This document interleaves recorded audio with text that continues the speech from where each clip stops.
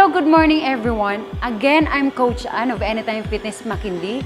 And now we're going to tackle or discuss the Smith machines. The Smith machines is you can use any types of exercise, chest or the shoulders, and mostly the squat. What we need to do is you have to secure and adjust it, the safety rack. First thing you need to do is balance your back in a center. Then you have to make sure na mag-grip kayo and iti-twist bago ka mag-squat. Make sure na dapat yung legs mo are even. Then, now you can do the squat.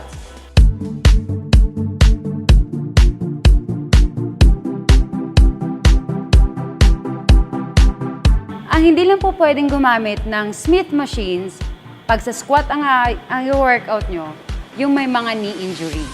Kasi lalo siyang magti-trigger. Lalo na't hindi nyo alam yung pag-posture ng katawan nyo.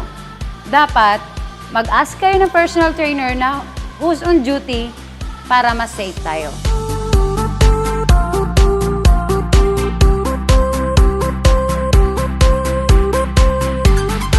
Meron tayong dalawang klaseng exercise, endurance or strength. Pagkadalasan kasi, pag endurance, dapat maraming repetition at onting weights lang. Pag strength naman, so you can add na kaya mong weights na mabigat pero low repetition lang.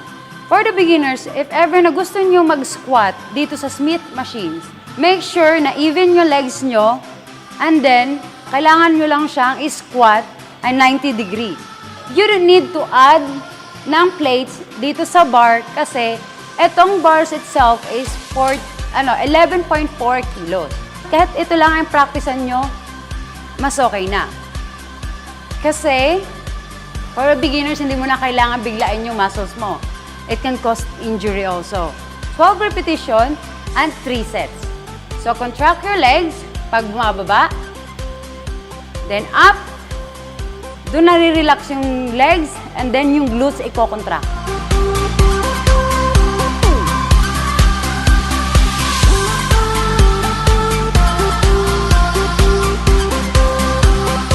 Okay, that's how you do a proper way of Smith machines.